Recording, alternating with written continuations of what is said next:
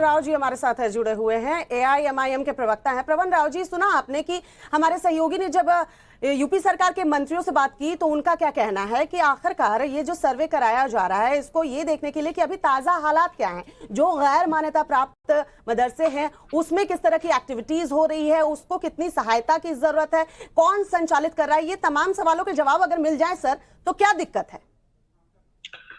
नहीं, बिल्कुल आप लोग तैयारी करिए और मंशा आपकी जो है बहुत ही साफ दिख रही कि इस देश में आप लोग जो है धार्मिक माहौल पैदा कर रहे हैं। मतलब सर? उत्तर प्रदेश सरकार जिस तरह से ये सर्वे का आदेश दिया है वो सर्वे आदेश जो है कॉन्स्टिट्यूशनल नहीं है। मैं आपको बता देना चाह रहा हूँ, मैं खुले शब्दों में मैं चाहता हूँ कि डिबेट बेहतर हो। बिल्कुल। आपने बहुत सारे नाम लिए इलीगल अनऑथराइज्ड मदरसों का। मैं ये कहना चाहता हूँ कि इस देश में सबसे बड़ा जो संस्थान है अनऑर्गेनाइज्ड अनऑथराइज्ड वो है आरएसएस। आरएसएस अनऑथराइज्ड अनऑर्गेनाइज्ड संस्थान है जो पूरे देश में अपनी शाखाएं चलाता है और उन शाखाओं में कौन से तंत्र और मंत्र, किस तरह की भाषा और कौन सी चीज सिखाई जाती है उसका सर्वे सबसे पहले आपको कराना होगा।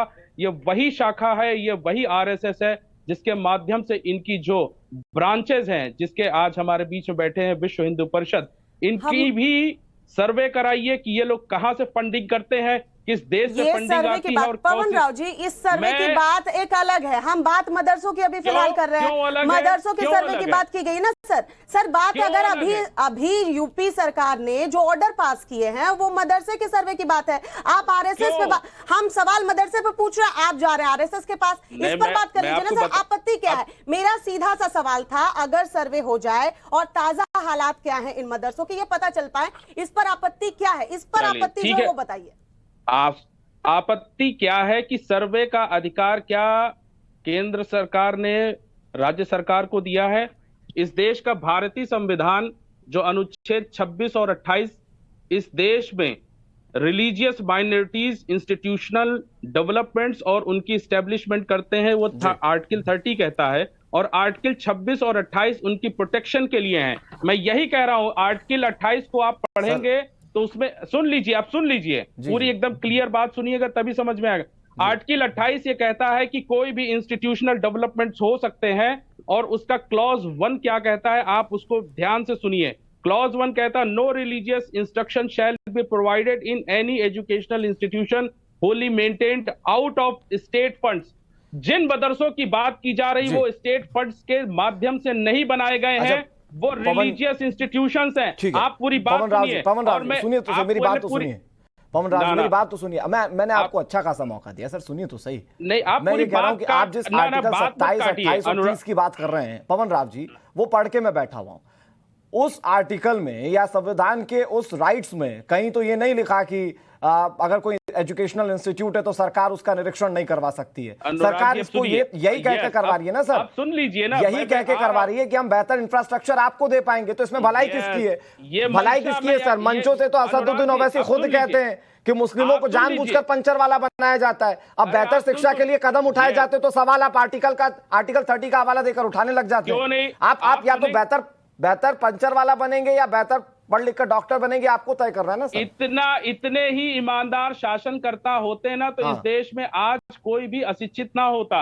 उत्तर प्रदेश के हालात ये हैं कि पहले तो प्राइमरी स्कूल आप पता है सर, बार डाइवर्ट कर रहे हैं, फिर आप आरएसएस पे चले जाते हैं। क्यों नहीं कराते हैं? मैं आ रहा हूं आपके पास। विनोद बंसल जी सुन रहे हैं, विनोद बंसल जी सुन रहे हैं। पवन जी देखिए, वक्त लिमिटेड होता है, आप जानते हैं सर, वक्त लिमिटेड होता है। आप तो कई चर्चाओं में शामिल रहे हैं, वक्त लिमिटेड होता है। असदुद्दीन ओवैसी को एक बार सुना देते हैं, फिर पवन जी का रुख करेंगे। डिबेट को प्रॉपर होने दीजिए सर, प्रॉपर ही डिबेट चल रही है, लेकिन ऐसा नहीं हो सकता कि सिर्फ आपको मौका दिया जाए। असदुद्दीन ओवैसी ने योगी सरकार की इस कार्रवाई को लेकर क्या प्रतिक्रिया दी, पहले वो दर्शकों को सुना देते हैं। संविधान के आर्टिकल 30 के तहत मुझे एक फंडामेंटल राइट हासिल है कि मैं अपने मदरसे खोलूं, अपने पसंद के एजुकेशन इंस्टीट्यूट खोलूं। इसमें सरकार क्यों मुदाखलत करेगी? आप सर्वे क्यों करना चाह रहे हैं? आपको इससे लेना देना क्या है? क्या आप उनकी तनख्वाह दे रहे हैं? जो मदरसा बोर्ड के तहत मदरसे हैं उनकी तनख्वाह तो आप दे नहीं रहे हैं पिछले 4 साल से। ये मदरसे प्राइवेट मदरसे हैं, अनएडेड मदरसे हैं, और आर्टिकल 30 के तहत इसको कायम किया गया है। तो स्टेट गवर्नमेंट क्यों सर्वे करा रही है? आपको लेना देना क्या है? अब आप एक ऑर्डर जारी कर दीजिए ना कि अब आप मुसलमान मत रहिए, आप कुरान मत पढ़िए, नमाज मत पढ़िए, ऑर्डर जारी कर दीजिए, वही करना चाह रहे आप। ये सर्वे नहीं है बल्कि एक छोटा एनआरसी है। ये कौन एंटी नेशनल है? कहाँ एंटी नेशनल है? बताओ कहाँ एंटी नेशनल है? इतनी बेशर्मी से कह रहे हैं कि हम आज़ादी के 75 साल का अमृत उत्सव मना रहे हैं। जो यही मदरसों ने इस मुल्क को आज़ाद करवाया, आज आप उनको शक की निगाहों से देख रहे हैं। ये आप खराज अकीदत पेश कर रहे हैं, होमेज पेश कर रहे हैं उन मुजाहिदीन आज़ादी को जो इन मदरसों से निकलकर भारत को आज़ाद करवाए थे। बेशर्मी की हद हो गई है। तो असदुद्दीन ओवैसी को आपने सुना, कहना है कि इन मदरसों का सर्वे क्यों कराया जा रहा है? इन मदरसों ने मुल्क को आजाद कराया, इन्हीं में से जो लोग निकले उन्होंने मुल्क को आजाद कराया। विनोद बंसल जी, सीधा सवाल ये कि जब मदरसों से निकले हुए लोगों ने मुल्क को आजाद कराया, वो लोग अगर अभी होते उन्हें भी आपत्ति नहीं होती कि ऐसे मदरसे जिनका लिंक, आतंकी लिंक निकल कर आ रहा है। असम में 3 मदरसों के ऊपर कार्रवाई हुई है जिसमें आतंकी कनेक्शन आया है। तो अगर यूपी में मदरसों का सर्वे हो रहा है, उससे आपत्ति क्यों? छोटा एनआरसी तक कह दिया है असदुद्दीन ओवैसी ने। कैसे देखते हैं सर इसे? देखिए, जिसकी रही भावना जैसी प्रभु मूर्त देखी तिन तैसी, मैं तो ये कहूंगा, और भगवान इनको सद्बुद्धि दे कि ये हैं तो बैरिस्टर और पढ़ के तो विदेश से आए हैं, और मदरसे में ये कभी नहीं पढ़े।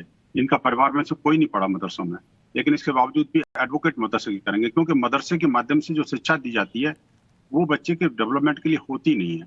और ये इनकी राजनीति उसी पर टिकी हुई है कि अगर मुस्लिम समुदाय अगर पढ़ा लिखा हो जाएगा, मुस्लिम बेटियां जागृत हो जाएंगी। थोड़ा सा मैं आपको रोकना चाहूंगी विनोद बंसल जी, ऐसा नहीं है कि मदरसों में जो शिक्षा दी जाती है वो बच्चों की डेवलपमेंट के लिए नहीं होती है।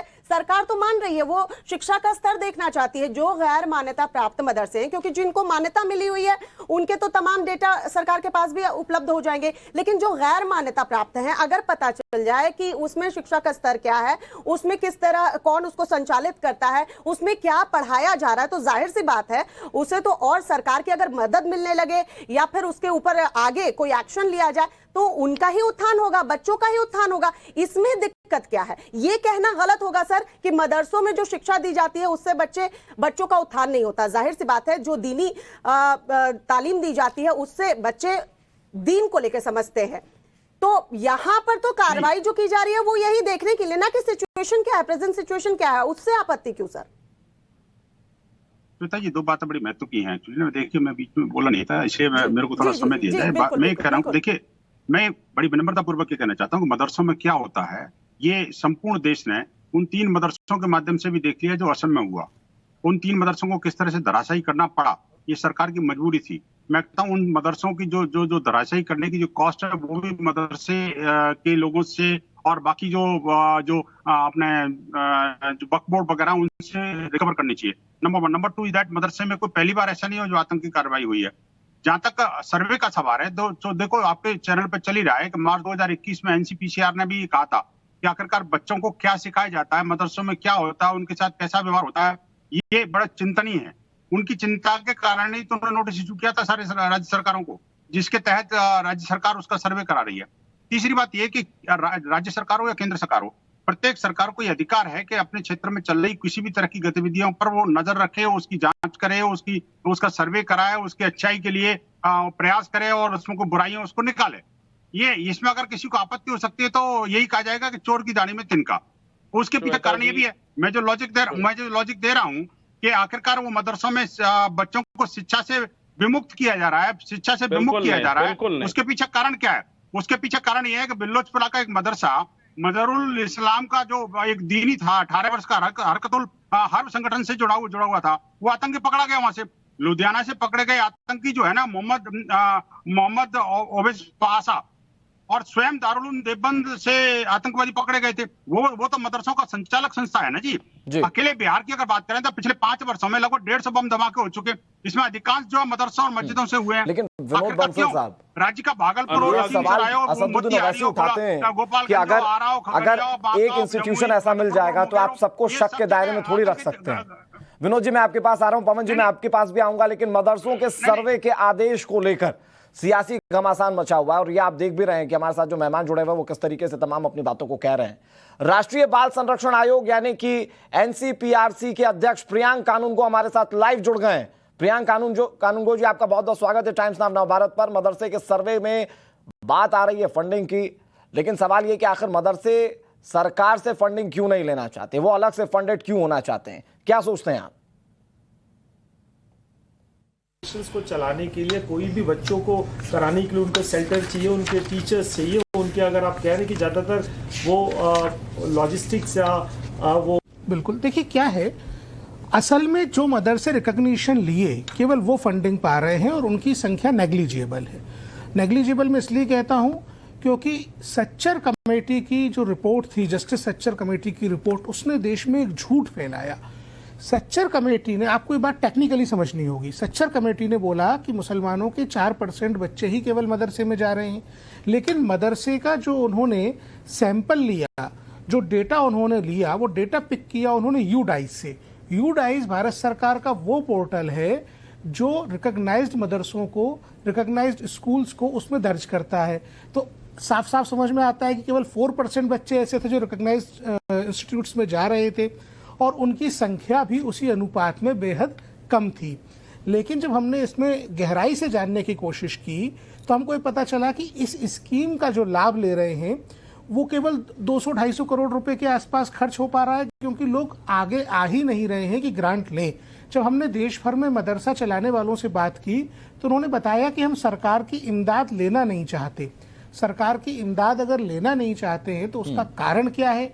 उसका कारण, आपका सवाल बिल्कुल ठीक है, कारण ये समझ में आया कि बड़ी संख्या में कम्युनिटी से ऐसे फंड रेज हो रहे हैं जो मदरसों को जा रहे हैं और उनकी जो राशि है वो कहीं ज्यादा है। मैं मिसाल के तौर पे आपको बताता हूं कि ईद उल फितर पे फितरा की जो रकम डोनेशन में जाती है मोस्टली हर मुस्लिम परिवार देता है और मोस्टली मदरसों को जाती है। उसका हमने जो सीधा सीधा एक आकलन किया वो लगभग 932 करोड़ रुपए पिछले सालों में निकला प्रति वर्ष। इसी प्रकार हमने जब ईद उल जुहा के अवसर पर जब जानवरों की कुर्बानी की जाती है तो जो कुर्बानी की स्किन होती है, जानवर की जो खाल होती है, मोस्टली मदरसों को डोनेट की जाती है। उसको बेचने से जो पैसा इकट्ठा होता है वो 1200 करोड़ रुपए होता है। इसी प्रकार ज़कात का ये हमने जब बहुत सारे मदरसों की बैलेंस शीट, जिनको रुदाद कहा जाता है, रुदाद के कुछ एब्स्ट्रैक्ट्स का अध्ययन किया, बहुत सारी पुस्तकों का अध्ययन किया, तो ये पता चला प्रियंका, मदरसों में फंडिंग को लेकर ये जो आप आंकड़े दे रहे हैं वो बेहद चौंकाने वाले हैं। लेकिन AIMIM के अध्यक्ष असदुद्दीन ओवैसी जो है वो मदरसों के सर्वे को मौलिक अधिकार का उल्लंघन बता रहे हैं। इसको आप कैसे देखते हैं, क्या कहेंगे? देखिए, मैं बड़ा साफ साफ कहना चाहता हूं, अगर कोई भी बच्चों के फंडामेंटल राइट टू एजुकेशन से उनको दूर रख रहा है तो वो देश के साथ गुनाह कर रहा है, बच्चों के साथ अपराध कर रहा है। मैं यहाँ एक बात और बड़ी साफ साफ कहना चाहूंगा। कल असदुद्दीन ओवैसी कह रहे थे, अपने आप को संविधान का बड़ा पैरोकार मानते हैं, अपने आप को संविधान का बड़ा विशेषज्ञ बताते हैं, बैरिस्टर हैं, उनके खुद के बच्चे तो मदरसे में नहीं पढ़ते। क्यों नहीं पढ़ाते भाई? आपके बच्चे पढ़ेंगे विदेशों में, आप बैरिस्टर की डिग्री लेके आएंगे विदेश से, और जो देश का सबसे गरीब मुसलमान का बच्चा है वो आपके तुष्टीकरण के लिए, आपके अहम के तुष्टीकरण के लिए, आपकी पॉलिटिक्स के लिए उन मदरसों में पढ़ रहा है जहां वो अपने आर्टिकल 21A के तहत मिले फंडामेंटल राइट टू एजुकेशन से महरूम है। और ठीक है कानूनगो साहब, बहुत अहम बातें आपने बताई और तथ्य आंकड़ों के साथ बताई। पवन साहब, मैं जानता हूं आपको बहुत कुछ कहना है, लेकिन मेरी एक बहुत सीधी सी बात का जवाब दीजिए। पवन बंसल ने भी यही सवाल उठाया, कानूनगो जी भी यही कह रहे थे कि असदुद्दीन ओवैसी सर्वेक्षण को लेकर इतने सवाल क्यों उठा रहे हैं, आप इतने सवाल क्यों उठा रहे हैं? क्योंकि सर्वेक्षण से तो व्यवस्था बेहतर होगी ना साहब। आपके बच्चे पढ़े विदेश में, गरीब मुस्लिम का बच्चा जाए मदरसे में, ऐसा क्यों साहब? नहीं अनुराग जी, मैं कानूनगो साहब ने जो भी एनालिसिस की है वो अधूरी एनालिसिस की है। उस एनालिसिस में पूरा विश्लेषण उन्होंने नहीं दर्शाया है। उत्तर प्रदेश में 8,66,361 गवर्नमेंट एंड प्राइवेट स्कूल्स हैं जो गवर्नमेंट फंडिंग और एडेड हैं। 8,459 हायर सेकेंडरी स्कूल्स हैं। क्या इन्होंने इसका विश्लेषण किया है? प्राइमरी स्कूल के हालात कैसे हैं उत्तर प्रदेश में, क्या इनका विश्लेषण है? और मैं फिर से कहना चाह रहा हूं, आर्टिकल 28 क्लॉज 2 कहता है इंस्टीट्यूशन के बारे में जिसके आधार पर सरस्वती स्कूल्स एस्टेब्लिश किए गए हैं, विद्या मंदिर एस्टेब्लिश किए गए हैं। क्या इनके सर्वे होंगे? क्या सर कानूनगो साहब के पास इसका विश्लेषण है? आप जवाब नहीं दे रहे पवन जी, आप जवाब नहीं दे रहे, आप बच रहे हैं। जवाब सर मैंने पूछा क्यों जो पैरोकारी करते मदरसों में पढ़ाई की उनके बच्चे मदरसे में क्यों नहीं जाते, तो आप दूसरे आंकड़े बता रहे। सर सरस्वती शिशु मंदिर का जब होगा तब करवा लेंगे। आज मदरसों के बेहतरी की बात कर रहे हैं ना, तो बेहतरी से क्या दिक्कत है आपको? अच्छे इंफ्रास्ट्रक्चर से दिक्कत क्या है आपको?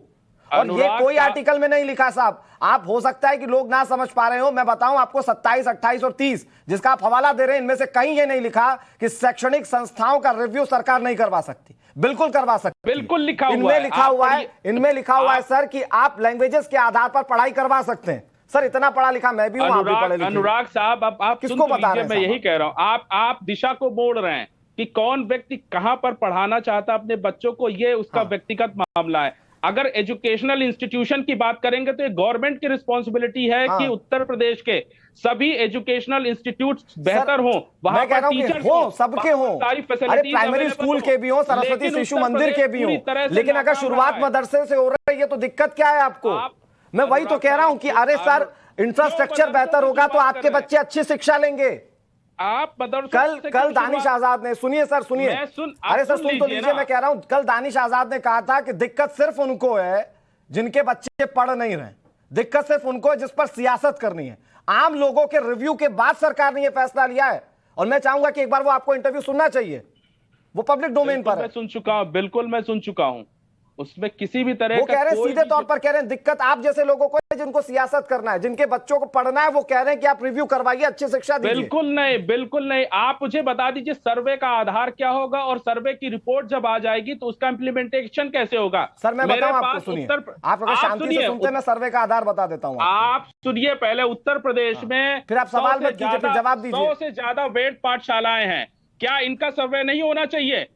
कानून को साहब पता करें कि यहाँ से पंडित कहाँ से आते हैं। एक सवाल का जवाब पवन राव जी दे दीजिए। ये वेद पाठशालाओं का भी आपने जिक्र किया, मैं सवाल जो पूछ रहा हूँ मुद्दे को डाइवर्ट कर रहे हैं। पवन जी वेद पाठशालाओं का जिक्र किया तो जरा जवाब दे दीजिए, कितने आतंकी कनेक्शन सामने आए हैं सर? कितने आतंकी कनेक्शन सामने आए हैं? बिल्कुल, असम में 3 मदरसे, मैं तो आपको बता रही हूँ ना सर, असम में 3 मदरसे बुलडोजर एक्शन हुआ और इन तीनों में आतंकी कनेक्शन सामने आए, गिरफ्तारियां तक हुई हैं। कितने वेद पाठशाला, नहीं बताइए कितने बॉम्ब ब्लास्ट हुए, कितने आतंकी हमले हुए जिसमें आपको इन वेद पाठशालाओं का लिंक मिला हो? आप मदरसे की सर्वे की बात को लेकर जिस तरीके से सवाल उठा रहे हैं, विनोद बंसल जुड़े हुए हैं, नहीं सवाल का जवाब ले लेती हूँ, आपने सवाल उठाए ना सर पवन सर, एक मिनट सर, आप ही तो नहीं बोलेंगे ना सर, केवल आप ही तो नहीं बोलेंगे ना, आपने वेद पाठशालाओं पे सवाल उठाया ना, विनोद बंसल बैठे। विनोद बंसल जी, सीधे तौर पर चाहे सरस्वती शिशु मंदिर की बात हो, वेद पाठशालाओं की बात हो, देखिए आ गया ना, आ गया, मंशा सामने आ गई कि आप हिंदू मुस्लिम करने पर आ गए। मदरसों की बात हो रही है, आतंकी कनेक्शन सामने आ रहे हैं, और ये 3 मदरसे असम की ही नहीं, कई मदरसों से लिंक मिले हैं, कई बार आतंकी गतिविधियां होती हैं जिसमें शामिल बताए जाते हैं मदरसे, और बावजूद इसके मदरसों के जैसे सवाल उठा तो आप वेद पाठशालाओं का जिक्र करने गए। क्या सर ये हिंदू मुस्लिम कौन कर रहा है? देखिए बात यह है कि जिस पार्टी के नाम में मुसलमान लगा हो और सेकुलरिज्म की बात करता हो, जिस पार्टी हमेशा देखिए मैं बीच में नहीं बोला था। किस बात को खंडन कर रहे हैं पवन जी, किस बात को खंडन कर रहे हैं आप? एक बार मुझे सवाल का जवाब लेने दीजिए, आप खंडन कर लीजिए। मैं बीच में नहीं बोला था, इलेक्शन कमीशन, मैं बीच में नहीं बोला था, रजिस्टर्ड है, मैं बीच में नहीं बोला था। श्वेता जी जरा फीडर डाउन कर रही है, या तो सुन लीजिए, वेद पाठशालाओं पर अगर आपने सवाल खड़े किए, कितने आतंकी कनेक्शन सामने आए, कितने सर आपके जहन में कुछ ऐसा होगा कभी कोई आतंकी? पवन जी मैं आपको ऐसे नहीं बोलने दूंगी, मैं ऐसे नहीं बोलने दूंगी, केवल आप बोलते रहे।